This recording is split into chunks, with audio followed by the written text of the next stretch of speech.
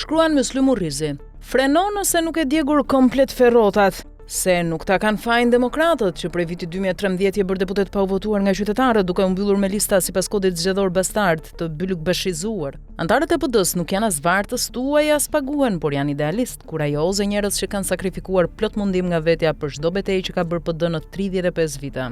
Ti paguesh flamur prej vitit 2005 nga kontributi dhe sakrifica e tyre. Lëri të flasim flamur, mos u bëj si Mua Aslani apo Hekurani Saj se PD është krijuar nga njerëz të lirë me dinjitet dhe plot kurajo në 10 orë të 90-s dhe do ekzistoj fal tyre.